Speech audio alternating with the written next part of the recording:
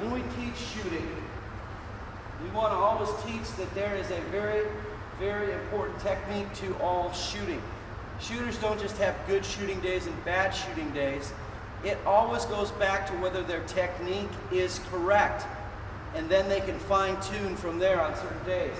The most important part of any shot is the feet. The foundation has got to be the most important thing in every shot. The feet have got to be to the basket. If you're coming off a dribble and your feet are this way, that means you've got your energy going this way and your shot going this way. We want all shots to square up, toes toward the basket, and that's the very first thing. Next thing, we want the knees bent a little bit. We want them to be down a little bit. We want that ball to come full center right away. So we want that ball right here. I always say there's first two steps is right here. First is your battering ram and your hold. Step one was your feet. Step two is your arms. Your arms are very important in shooting. From here to here is one of the most important things in a shot. If a ball is going left or right off of the rim, it's usually a problem from here to here.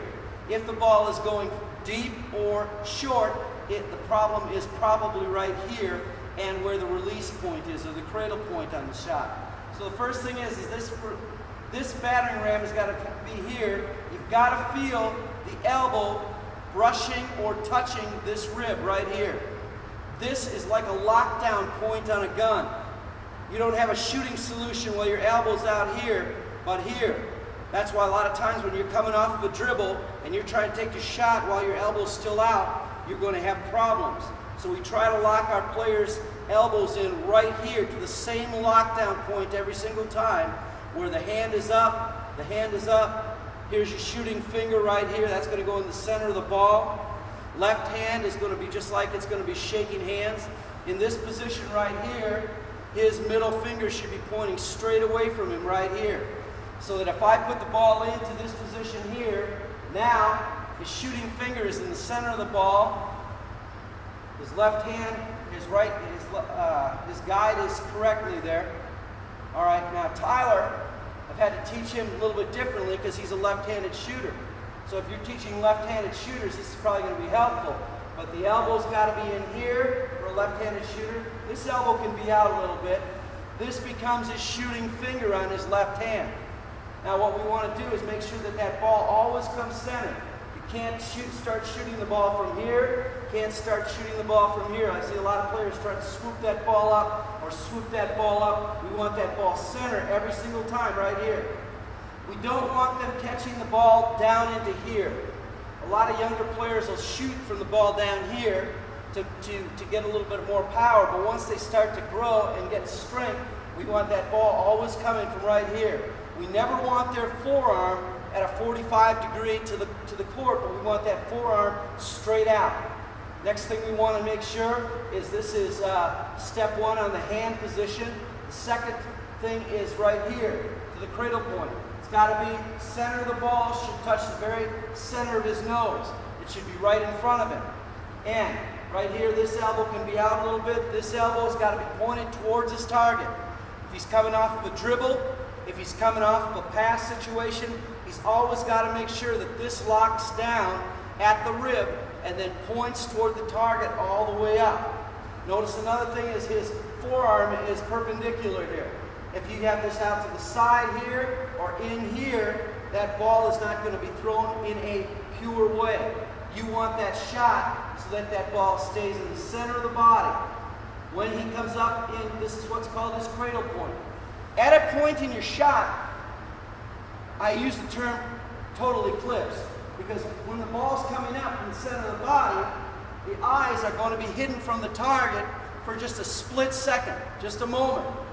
But at the cradle point there, if the ball is below the nose and he catches his sight point and then comes up and comes into his shot, the ball is going to go up, he's going to release.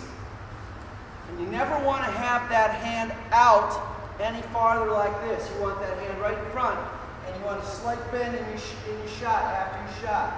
Slight bend in your elbow, right about here. So that you put the ball up at a 45, and the ball comes up with a snap. This wrist hand here, Larry Bird told me one time that you get 75% more of your rolls on an unsure shot or an untrue shot if you keep the wrist hung. So you've got to keep the wrist hung. All right, so what we're going to do is he's going to get down into his positions. He's going to look for, first of all, his feet are square, his elbows locked, the ball's going to come up to his cradle point, straight through the total eclipse, and he's going to release straight up and over. Now, there's called an arc point in basketball. There is an arc that needs to be put into a shot. If you are shooting like this, you're not really a shooter, you're a thrower. But a shooter puts the ball up in the air and finds a portal somewhere here to put the ball up through the portal, or up, some coaches say, the top shelf right here. They've got to go up, put it up on the top shelf, keep a little bend in your wrist, and follow through. Now, one of the things that we want to make sure that our shooters are doing is they're staying in their shot until the ball hits something. It's got to either hit rim or another player's hand or the court, but they are going to stay in the shot until the ball goes through. And you'll hear me many times, even with my own son, whether I'm coaching him or I'm in the bleachers, you'll hear me yell, "Tyler, stay in your shot." Sometimes players are pumping or popping or coming down and going like this with their hands. This is what's called the elephant move, and we don't want this. We don't want those trunks swaying in the breeze.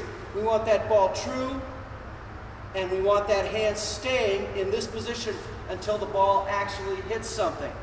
And so I'm going to have him take a few shots from here and see what he can do.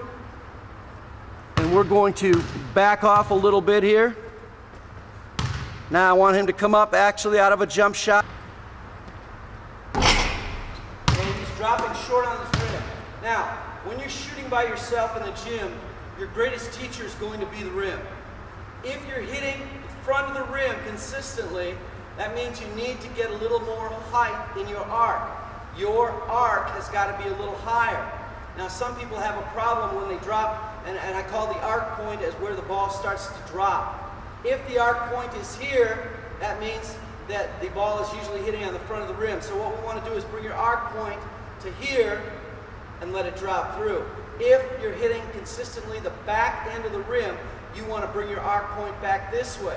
If you're hitting in front of the rim, you want to move your arc point here. That's the place where the height is at the premium or the maximum, where the ball starts to drop. So again, if your ball is hitting the front of the rim, you need to get the ball up a little higher.